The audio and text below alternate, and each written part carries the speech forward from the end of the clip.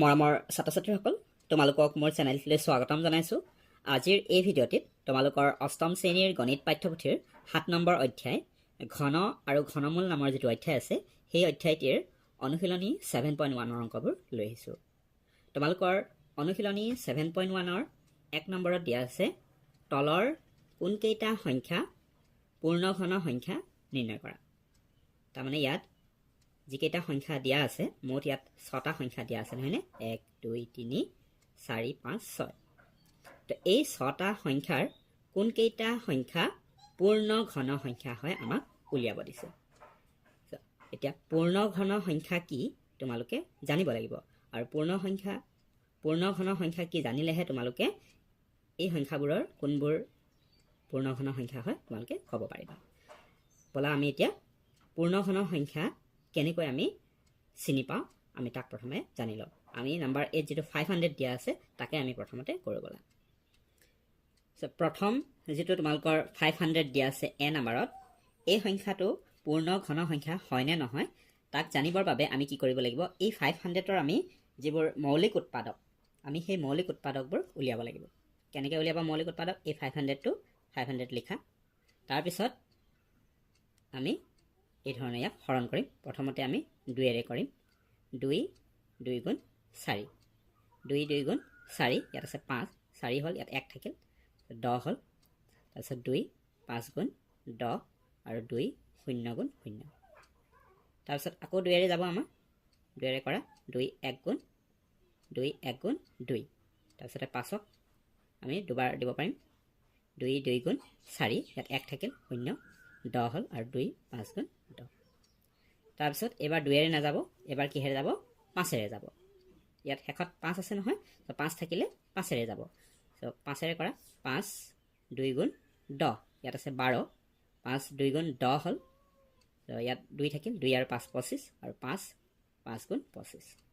তাৰপিছত এই 25ক আকৌ আমাৰ 5ৰে যাব 5 5 গুণ 25 5 5 গুণ 25। চ' এইখিনি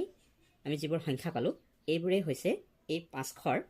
মৌলিক উৎপাদক। চ' আমি এই যিটো 500 আমি 500ক কি লিখিব পাৰোঁ যে এটাকে 500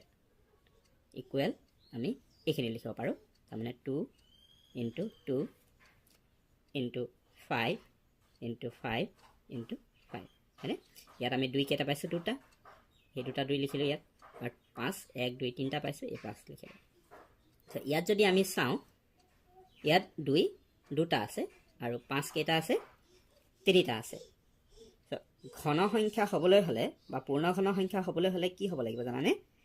আমি যিকোনো এটা সংখ্যাক আমি 3টা গোটত আমি কোট কৰিব পাৰিব লাগিব। যেনে ইয়াত 5 আমি 3টা আছে কিন্তু 2 কেইটা আছে 2টা, 2 যদি আৰু এটা ওলালে হয় তেতিয়াহ'লে এই সংখ্যাটো ঘন হ'ল হয়। যিহেতু ইয়াত 2 2টাহে আছে 3টা নহ'ল, গতিকে এই 500টো পূৰ্ণ ঘন সংখ্যা নহয়। চ' এই যিটো 500 ইকুৱেল আমি এইটো লিখিলোঁ প্ৰথমতে 2 × 2 × 5 × 5 × 5,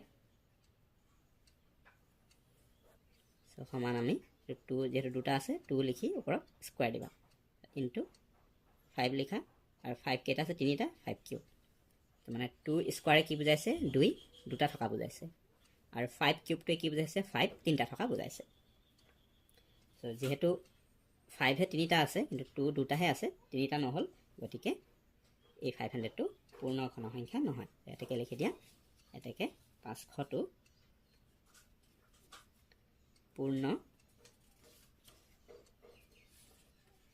ঘন সংখ্যা নহয়। নিশ্চয় বুজি পাইছা। নেক্সট এবাৰ বি নম্বৰটো চোৱা। বি নম্বৰত তোমালোকৰ দিয়া আছে 1 3 3 1। চ' এতিয়া এই সংখ্যাটো পূৰ্ণ ঘন সংখ্যা হয়নে নহয়, আমি 500টো যেনেকৈ 500ৰ আমি মৌলিক উৎপাদক উলিয়ালোঁ তেনেকৈ আমি ইয়াৰো মৌলিক উৎপাদক উলিয়াব লাগিব। চ' 1 3 3 1 লিখিলোঁ, তাৰপিছত আমি ইয়াক কিহেৰে হৰণ কৰিম, ইয়াক আমি 11ৰে হৰণ কৰিব লাগিব। 11ৰে যদি কৰোঁ 11 1 গুণ হ'ল 11, ইয়াত 13 আছিল 11 হ'ল, 2 থাকিল 2 3 23, 11 2 গুণ 22 হ'ল, 23 আছিল 22 হ'ল, ইয়াত 1 1 11 আকৌ 11 1 গুণ 11, তাৰপিছত 121ক আকৌ আমি 11ৰে হৰণ কৰিম, 11 11 গুণ কি হয় 121। সো আমি এই যেটো 1331 মৌলিক উৎপাদক আমি কি পালো 11 তিনিটা পাইছো 11 into 11 into 11 তো তিনিটা 11 পাইছো তাৰ মানে আমি কি লিখিব পাৰো 11 লিখি ওপৰত আমি এনেকে কিউব দিব পাৰো 11 কিউব মানে 11 কিউব মানে 11 তিনিটা থকা বুজাইছে তো যেহেতু আমি ইয়াত 11ক আমি কিউব লিখিব পাৰিছো তাৰ মানে এইটো কি হয় এটা পূৰ্ণ ঘন সংখ্যা হয় তো এটাকে লিখিবা যে 1331 এটা পূৰ্ণ ঘন সংখ্যা হয়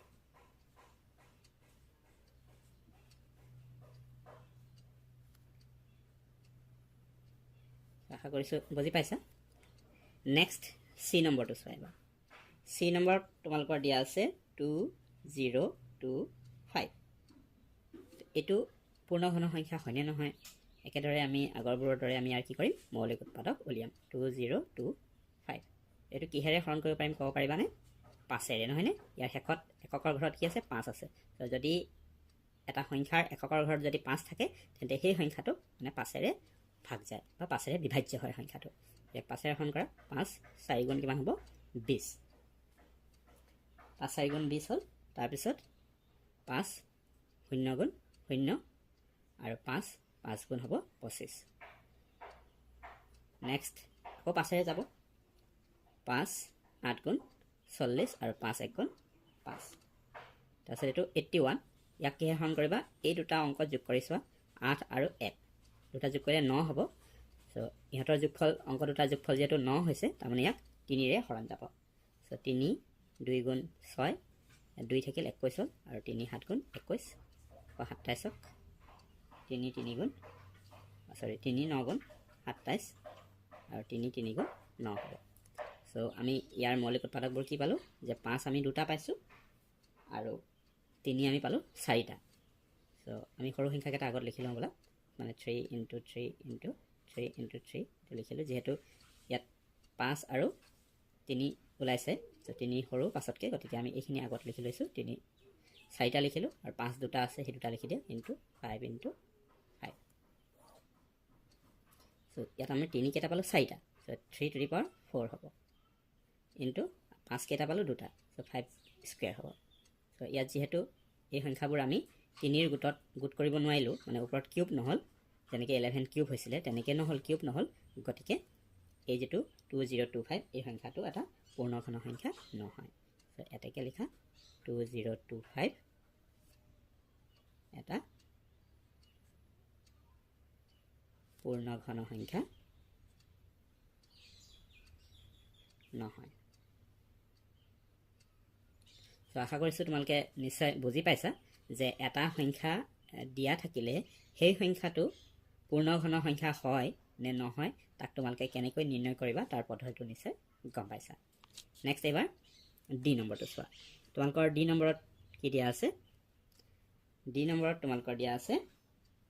6859 এতিয়া আমি 6859 ৰ মৌলিক উৎপাদক উলিয়াম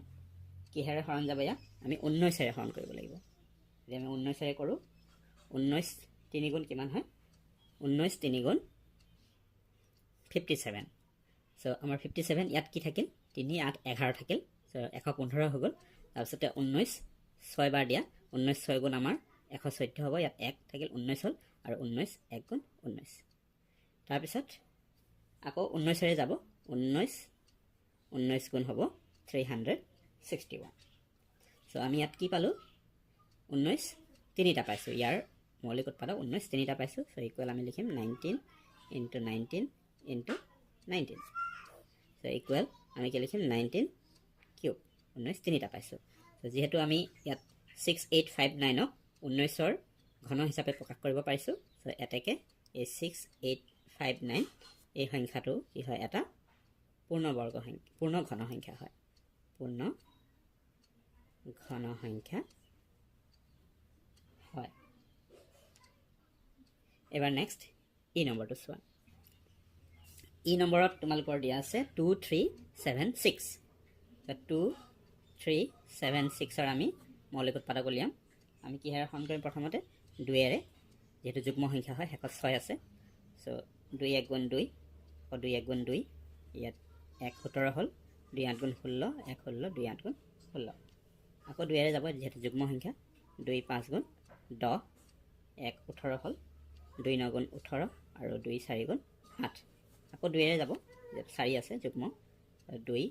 2 গুণ 4 1 19 2 9 গুণ 18 1 14 আৰু 2 7 গুণ 14 নেক্সট এই সংখ্যাটো কিহে যাব এবাৰ 2 এৰে নাযাব যেহেতু এটো অযুগ্ম এইকেইটা যোগ কৰি চোৱা কিমান হয়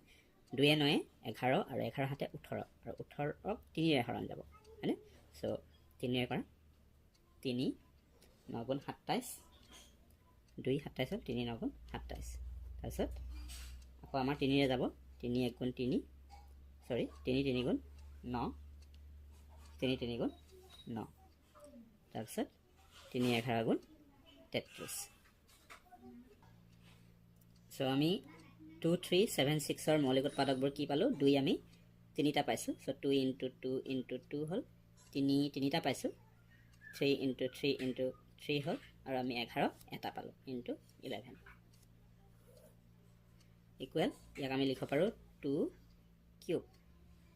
তাৰপিছত ইনটু 3 তিনিটা আছে গতিকে 3 আমি কিউব লিখিব পাৰো ইনটু 11 এটা আছে গতিকে এটো 11 আহিল সো ইয়াত আমি দেখিলো 2 কিউব 3 কিউব কিন্তু 11 এটাই আছে এটো যদি তিনটা হল হয় তেতিয়া হলে এটো এটা পূৰ্ণঘন সংখ্যা হল হয় সো এটাকে আমি কি কম যে 2 3 7 6 এটা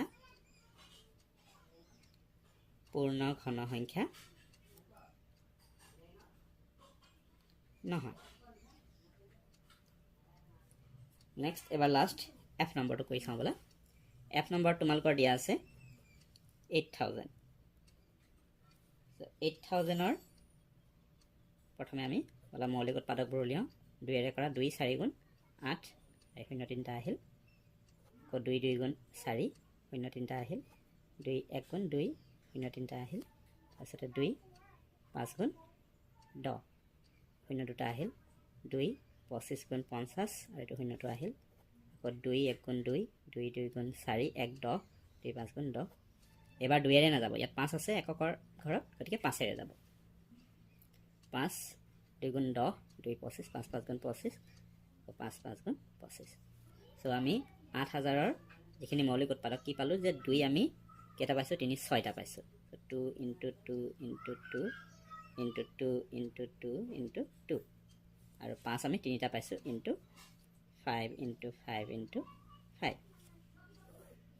সো ইকুৱেল এই 2 যে তিনিটা আছে প্ৰথম এটো আমি 2 কিউব লিখলো ইনটু আকৌ এই যে 2 তিনিটা আছে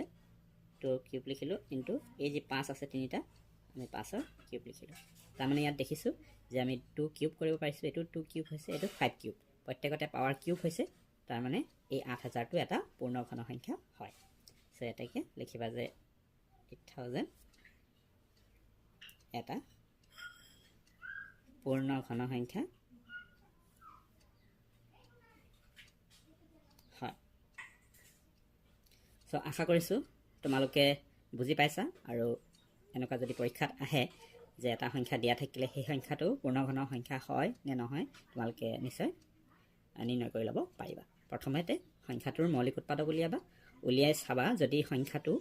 যদি এই ধৰণে যদি কিউবত যদি থুপ কৰিব পাৰা তেতিয়া হলে সংখ্যাটো পূৰ্ণঘন হ'ব আৰু যদি নোৱাৰা তেতিয়া হলে নহব আশা কৰিছো বুজি পাইছা আমাৰ ছাত্ৰ ছাত্ৰীসকল আজি ভিডিঅ'টি মানে আছিল ভিডিঅ'টি কেনে পালা ভাল লাগিলে লাইক এটা কৰি দিয়া শেয়াৰ কৰা তোমালোকৰ বন্ধু বান্ধৱীৰ মাজত যাতে তেওঁলোকে ভিডিঅ'টো পায় আৰু অংকবোৰ কৰি বুজি ল'ব পাৰে আৰু মোৰ চেনেলটো যদি প্ৰথম আহিছা আজি তেন্তে চেনেলটো সাবস্ক্ৰাইব কৰি ৰাখা যাতে আগলৈ এনেকুৱা ধৰণৰ ভিডিঅ'সমূহ পাই থাকা আৰু মোৰ চেনেলটোৰ সৈতে জড়িত হৈ থাকিবা যেহেতু এই চেনেলটোত তোমালোকৰ সকলো বিষয় ভিডিঅ' নিয়মীয়াকৈ আগবঢ়াই থকা হয় লগতে তোমালোকে মোৰ চেনেলটোৰ প্লেলিষ্ট সেকশ্যন এবাৰ চেক কৰি চাব পাৰা তাত তোমালোকৰ বেলেগ বেলেগ বিষয় প্লেলিষ্ট ধুনীয়াকৈ কৰা আছে তোমালোকে নিৰ্দিষ্ট বিষয় প্লেলিষ্টত গৈ নিৰ্দিষ্ট পাঠৰ ভিডিঅ' আছে তাৰ পৰা আয়ত্ব কৰি ল'ব পাৰিবা কৰবাত কিবা অসুবিধা পালে বা বুজি নাপালে তোমালোকে মোক কমেণ্ট বা হোৱাটছআপ যোগে জনাব পাৰা মোৰ হোৱাটছআপ নম্বৰ হৈছে 7086618134 আৰু ইয়াৰ নেক্সট ভিডিঅ'ত বাকি এই অনুশীলনীৰ যিখিনি অংক ৰৈ গৈছে 2 3 আৰু 4 তাৰ ভিডিঅ' মই তোমালোকৰ বাবে লৈ আহিম আৰু লগতে 7.2 লৈ আহিম আৰু তাৰ লিংক তোমালোকে এই ভিডিঅ'তে দেখি